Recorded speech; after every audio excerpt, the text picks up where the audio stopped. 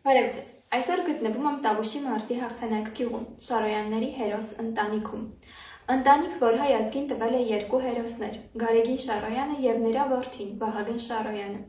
Ընտանիք, որի կրտսեր որդին Վահրամը արդեն երկար տարիներ է գյուղի ղեկավարն է։ Ամիսներ առաջ այս ընտանիքը զինվոր է ճանապարհել հայոց բանակ։ Տիկին Գոհար, ինձ համար մեծ պատիվ է գտնվել ձեր ընտանիքում և խոսել ձեր մասին։ Խնդրում եմ պատմեք ձեր ընտանիքի պատմությունը։ Բոլոր ընտանիքների նման ընտանիք էինք, մինչև ազատագրական շարժումը սկսվել է։ Ազատագրական շարժումը սկսվելուց հետո ամենաառաջին մասնակիցներից ու ամենաակտիվ մասնակիցներից մեկը մեր ընտանիքը դարձավ։ Ես, ամուսինս, ինչպես նաև երկու անչափահաս երեխաներս մասնակցում էինք շարժումներին, նստացույցերին։ Պայքարը ինձ թվում անձի դեմ չէր, պայքարը իշխանափոխություն էր։ Հայաստանի անկախության համար էր ազատագրական շարժումը։ Ամուսինս դարձավ առաջին վաշտի առաջին հրամանատարը։ Հետո շատ ջոկատներ էին գալի շրջանը, ժամանակ մասնակցում էին էլի շրջանի ազատագրական պայքարին։ Ես էլ ամուսնուս հետ միասին համակարգողն էի հեռախոսի մոտ։ Ինչքան կարողանում էի, այդքան մասնակցում էի, ինչպես որ կարողանում էի։ Մինչև Սարգսյան Վազգենի կոչը հնչեց մահապարտների։ Ամուսինս անդամագրվեց մահապարտների արծիվ 1 ջոկատի կազմում, դարձավ 6-րդ դասակի հրամանատարը։ Մասնակցեց Մարտակերտի շրջանի շատ գյուղերի ազատագրմանը իրենց ջոկատով։ Զոհվել է Վաղուհաս գյուղի բարձունքում, երբ հայրը զոհվեց, մեծ տղաս 14 տարեկան էր, Վահրամը 9 տարեկան էր։ Այդ հոր թաղման ժամանակ զինվորներից մեկը ավտոմատը տվել էր Վահագիս, որ ավտոմատով համազարկ տվեց Վահագը։ Շատերը նեղվեցին, թե ինչի երեխին զենք տվեցին։ Չգիտեմ, ինչը ստիպեց իրան, որ գնաց ռազմական կրթություն ստանալու։ Ես ուզում էի ինքը իրավաբանական կրթություն ստանալ, ինքը չուզեց։ Անպայման ուզում էր Վազգեն Սարգսյան ընդունել, ժամանակ Վազգեն Սարգսյան չէր, բազմաբնույթ ռազմական ուսումնարան էր կոչվում։ Անպայման ուզեց զինվորական կրթություն ստանալ։ Դասարանով իրանք մի անգամ հավաքվել են, վերջին զանգից հետո հավաքվել են, ամենը իր ցանկությունը գրել, գցել են շշի մեջ։ Իր զոհվելուց ահագին տարի հետո 10-ամյակներ կարծեմ ավարտական։ Դասարանցիները հավաքվել են, այդ շիշը հանել են, ջարդել, ինքը գրած է եղել, որ ես ուզում եմ դառնալ զինվորական։ Ձեր թորնիկին անվանակոչել եք հորեղբոր անունով, խնդրում եմ նշեք, ինչ նմանություններ ունի նա հորեղբորը։ Ես շատ նմանություն եմ տեսնում, չգիտեմ ունի թե չէ, երևի ես եմ ուզում տեսնեմ այդ նմանությունները, բայց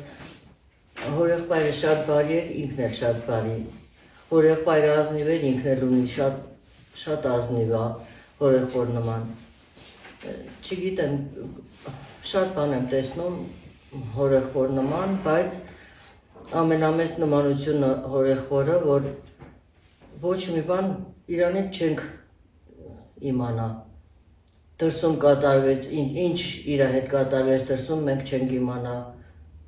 Շատ գաղտնապահ, փակ բերան տղա է։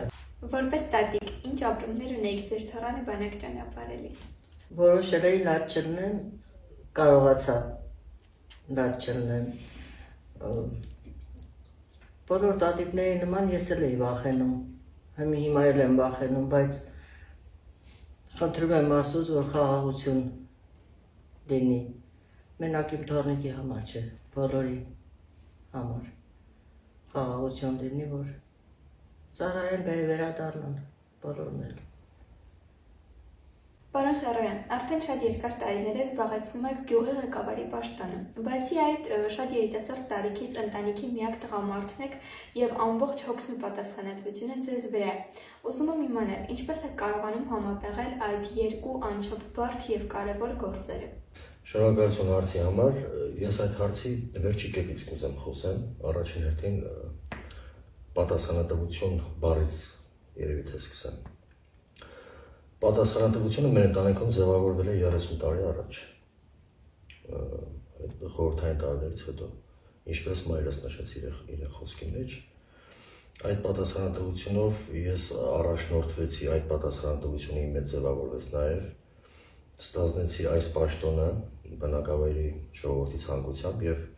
շատ մեծ հպարտությամբ ծառայել եմ, ոչ թե աշխատել եմ, ես այդպես եմ գնահատում այս աշխատանքը։ Եվ ինչ ծառայություն որ մատուցել է իմ ընտանիքը մեր երկրի համար, ես էլ պատրաստակամություն եմ հայտնել մեր երկրին, որ այս կերպով ծառայությունը մատուցեմ մեր ժողովրդի, մեր բնակավայրի ժողովրդի համար։ Շատ մեծ ուրախությամբ աշխատել եմ բոլոր կառույցների հետ, համադրել եմ իմ ընտանիքի հոգսերը եւ իմ աշխատանքի, իմ բնակավարի հետ կապված ընդհանուր չեմ առանձնացնել իրարից, որովհետեւ եղել ենք փոքր ընտանիք, հիմա դառել ենք մեծ ընտանիք։ Սովորական բնույթ է կրում դա։ Շատ մեծ պատվով, մեծ սիրով աշխատում եմ, ես այդ աշխատանքը որպես ծառայություն եմ գնահատում ինձ համար։ Շատ մեծ ուրախությամբ աշխատում եմ եւ ծառայում եմ մեր ժողովրդին։ Ինչպես որոշեցիք ձեր որդուն հորեղբոր անունով կոչել եւ ինչ փոխեց նրա ծնունդը ձեր ընտանիքում։ Ես ծառայում եի Հայոց բանակում։ Ծառայությունը ավարտելուց հետո որոշեցի եղբորս հետ մեկնեմ Ռուսաստանի Դաշնություն, որովհետեւ իմ կինը, որին երկար տարիներ մենք իրար սիրել ենք, իհարկե սիրելով ենք ամուսնացել իրար հետ, որոշեցինք իրար հետ մեկնել ՌԴ, որ կնոջս բերենք Հայաստան եւ ամուսնություն տեղի ունենա։ Շատ մեծ ցանկություն ունեի, իմ կյանքի նպատակն է եղել, որ տղա երեխա ունենամ, անվանակոչեմ հայրիկիս անունով։ Ծառայությունը ավարտելուց հետո եկա մեկ ամսվա տարբերությամբ սպասում էի եղբորս վերադարձին սահմանից, լուրը իմացանք չարաբաստիկ, որ զոհվել է եղբայրս։ Հետո այդ ամենից հետո կինս ինքնակամ Ռուսաստանի Դաշնությունից եկավ մեր տուն, բոլոր հոգսերը մեր հետ, մինչև հիմա այդ ապրումները մեր հետ ինքը ապրում է, որպես իր ընտանիք։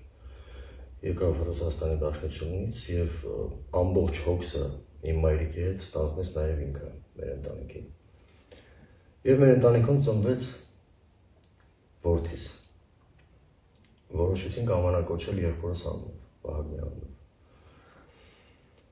Տղայիս մեջ ես տեսնում եմ համ իմ հայրիկին, համ իմ եղբորը, համ ինձ։ Տղաս մեր ընտանիքի սյունն է նոր ձևավորված։ Շատ մեծ հպարտությամբ ճանապարհեցի բանակ տղայիս, որպես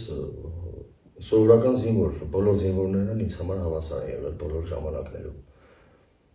Ինձ համար ընդհանրապես կապ չունեցել իմ տղանա թե մյուսի տղանա։ Զինվորը զինվորա, բոլորիս կյանքի երաշխավորն է, այսպես կարելի ասել։ Ես կմաղթեմ բոլոր մեր զինվորներին բարի ծառայություն, թող ոգևորությամբ ծառայեն, որովհետև ծառայում են մեր պետականության համար, ի վերջո ծառայում են մեր եռաբլուրի համար, բարի ծառայություն եմ մաղթում բոլոր մեր զինծառայողներին։ Խնդրում եմ պատմեք ձեր ապրումների մասին որպես զինվորի հայր։ Ուրեմն տեսեք ոնց եղավ։ Երազել եմ տղա ունենամ, միևնույն ժամանակ երազել եմ, որ տղաս մեծանա դառնա հայ զինվոր, Հայոց բանակի զինվոր։ Ի վերջո նպատակս իրականացվեց, այսպես ասած, իմ տղան մեծացավ, դառավ հայկական բանակի զինվոր։ Շատ հպարտ եմ, շատ ուրախ եմ, որ ծառայում ենք մեր Հայոց բանակի համար։ Իհարկե ապրումները դժվար են, դե միանշանակ կարոտն են այնտեղ։ Ի վերջո մտածում ենք մեր երկրի խաղաղության համար, բոլորս խաղաղ լինի մեր երկիրը, պատերազմներ չունենանք։ Թվում է մեր զինվորները ծառայեն, կոփվեն, տղամարդ դառնան վերջո։ Ինչ խոսք կուզեիք հղել հայ ազգին որպես հերոս ընտանիքի ներկայացուցիչ։ 30 տարի մենք անցնում ենք շատ բարդ ճանապարհով, շատ դժվարին ճանապարհով։ Ինչ նպատակ ենք հետապնդել։ Մեր մեծերը ինչ նպատակ են հետապնդել եւ մենք այսօր ինչ ենք ուզում տեսնենք մեր երկրում, ճիշտ է։ Շատ վատ բաներ տեսանք, շատ չարաբաստիկ պահեր ապրեց մեր երկիրը, մեր ժողովուրդը։ Բայց այդ ամբողջը արվել է նրա համար, որ մեր պետականությունը պաշտպանենք մենք։ Ես ցանկանում եմ մեր հայ ազգին ու բոլոր մեր զինվորներին, զինծառայողներին ոգով լցվեն, նվիրվեն մեր ազգին, որովհետև ճիշտ է,